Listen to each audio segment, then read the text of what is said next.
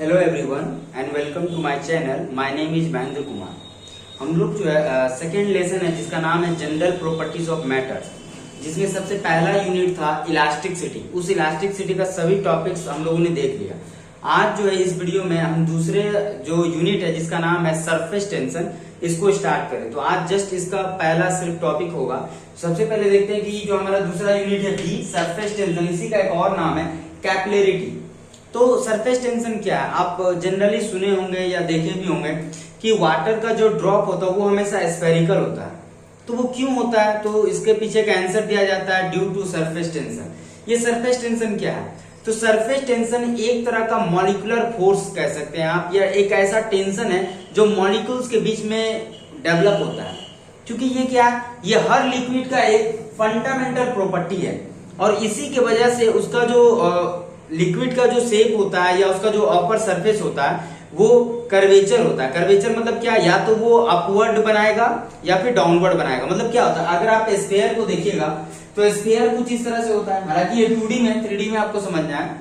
ये स्फीयर है, तो स्फीयर में देखिए ये ऊपर का पार्ट, देखिए ये कह सकते हैं कि ऊपर का पार्ट अगर आप लेते तो कुछ इस तरह का कर्वेचर है, और नीचे का पार्ट लेंगे तो इस तरह का आएगा। मतलब कि अगर लिक्विड में आपको कोई भी कर्व दिख रहा है तो उसके पीछे का रीजन क्या है, सरफेस टेंशन। ये क्या होता है, तो ये मॉलिक्यूल्स के बीच में फोर्स लगता है। इसके पीछे का रीजन जो है, मेन रीजन समझते हैं। अगर एनर्जी के टर्म्स में आप समझना चाहें तो आप समझ सकते हैं कि जिस बॉडी का एनर्जी जितना कम होता है उसका स्टेबिलिटी उतना ज्यादा होता है, और जिस बॉडी का एनर्जी जितना ज्यादा होता है उसका स्टेबिलिटी उतना ही कम होता है। तो हर बॉडी स्टेबिलिटी को गेन करना चाहता है। स्टेबिलिटी को गेन करने के लिए वो अपने बॉडी को ऐसा शेप एंड साइज में कन्वर्ट करना चाहता है जिससे उसका एनर्जी मिनिमम हो जाए, और लिक्विड का जो मिनिमम एनर्जी होता है वो उसके स्फेरिकल शेप एंड साइज में होता है। यही रीजन है कि हर बॉडी, हर लिक्विड का जो होता है, हर लिक्विड सिस्टम जो होता है वो स्फेरिकल कर्वेचर बनाने लगता है। और इसी कर्वेचर को बनाने के लिए क्या होता है, उसके मॉलिक्यूल के बीच में एक टेंशन डेवलप होता है जिसको कहते हैं सरफेस टेंशन। सरफेस टेंशन क्यों डेवलप हुआ, so that it will becomes a sphere like structure, because a sphere like a structure has minimum energy and minimum energy will give the maximum stability of the system। तो यही reason है। अब यहाँ पर समझते हैं कि ये मॉलिक्यूलर फोर्स, सबसे पहला टॉपिक हमारा है मॉलिक्यूलर फोर्स। मॉलिक्यूलर फोर्स क्या है, the force of interaction between the molecules is called molecular force. यहाँ पर एक वर्ड आया है इंट्रैक्शन, ठीक है। तो इंट्रैक्शन क्या होता है, तो आप एक वर्ड सुने होंगे एट्रैक्शन, और दूसरा वर्ड सुने होंगे रिपल्सन।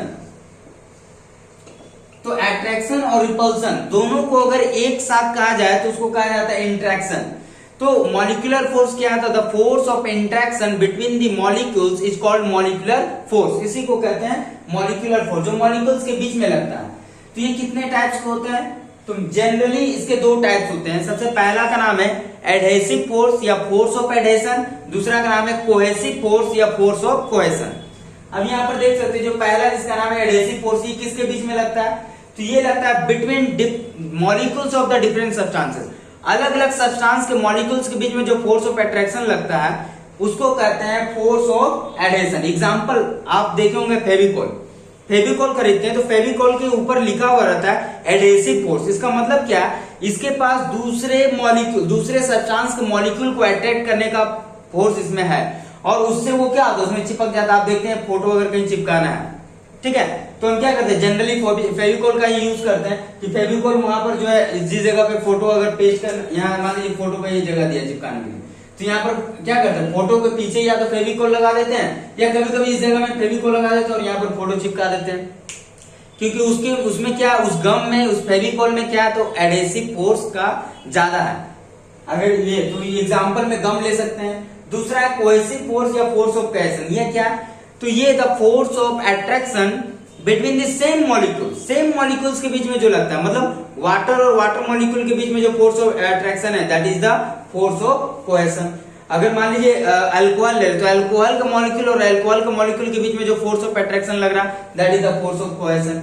अब ये क्या होता है, अब यही रीजन है कि आप देखे होंगे कि सॉलिड का जो है शेप एंड साइज फिक्स होता है, लिक्विड का शेप फिक्स नहीं होता, जिस कंटेनर में रखिए उसका वो ले लेता है। गैस का शेप साइज वॉल्यूम कुछ फिक्स नहीं होता। तो आप देख सकते हैं कि सबसे ज्यादा कोहेसिव फोर्स, मतलब सेम सेम मॉलिक्यूल्स के बीच में फोर्स ऑफ अट्रैक्शन किस में ज्यादा है, तो सॉलिड में, उससे कम किस में, लिक्विड में, और सबसे कम किस में, तो गैस में। फिर से देखते हैं एक बार कि मॉलिक्यूलर फोर्स क्या है। The force of interaction between the molecules is called molecular force.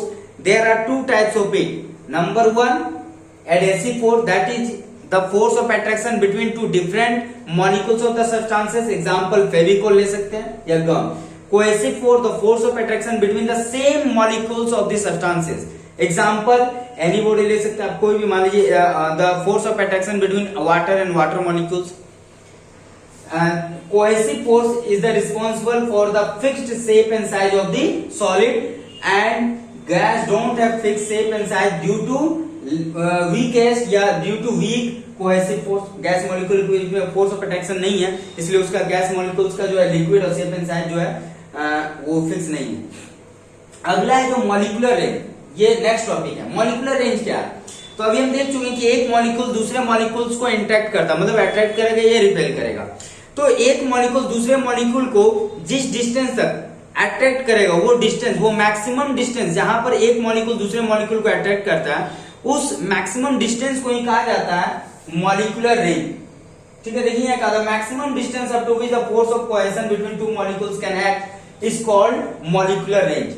मतलब मैक्सिमम डिस्टेंस जहां तक होता है। अब उस डिस्टेंस को, मान लीजिए कि ये एक मॉलिक्यूल है और ये M1 और ये दूसरा मॉलिक्यूल है M2, यहां तक ये M1 मॉलिक्यूल इस M2 मॉलिक्यूल को इंटरेक्ट कर सकता है। तो अब यहां मान लीजिए अगर ये M2 यहां पर रहा तो ये इसको अट्रैक्ट नहीं कर रहा, मतलब इसका जो मैक्सिमम इन्फ्लुएंस है वो यहां तक नहीं जा रहा, इसी पॉइंट तक जा रहा। तो ये मैक्सिमम डिस्टेंस ही कहलाएगा मॉलिक्यूलर रेंज। और इस मॉलिक्यूलर रेंज को अगर हम रेडियस मान लेते हैं और इस तरह से एक स्फीयर ड्रॉ कर लेते हैं, तो इस स्फीयर का, स्फीयर मतलब 3D में हम बात कर रहे हैं, 2D में यहां बन रहा है क्योंकि ये 2D है, बट 3D में आपको समझ आए, स्फीयर मतलब फुटबॉल, इस तरह का अगर ड्रॉ कर देते हो तो ये जो स्फीयर बनेगा उसका नाम होगा स्फीयर ऑफ इन्फ्लुएंस। मतलब इस स्फीयर के एरिया या इसके वॉल्यूम के अंदर या इसके बाउंड्री के अंदर या बाउंड्री तक जो भी मॉलिक्यूल्स रहेगा वो इससे इंटरेक्ट होगा, अट्रैक्ट होगा, रिपेल होगा, चाहे फोर्स ऑफ कोहेजन इसमें लगेगा। तो ये जो स्फीयर है that is the sphere of the influence. तो ये दो टॉपिक, पहला था मॉलिक्यूलर फोर्स क्या है, ठीक है, दूसरा है मॉलिक्यूलर रेंज क्या और स्फीयर ऑफ इन्फ्लुएंस क्या है। ठीक है, तो ये पहला वीडियो है सरफेस टेंशन का। इस वीडियो में इतना ही देखते हैं। अगले वीडियो में हम लोग जो है अगला जो टॉपिक है जिसका नाम है लैप्लास मॉलिक्यूलर थ्योरी, उसको देखेंगे। ठीक है, कोई भी सजेशन हो तो आप कमेंट सेक्शन में बता सकते हैं। Thanks for the watching.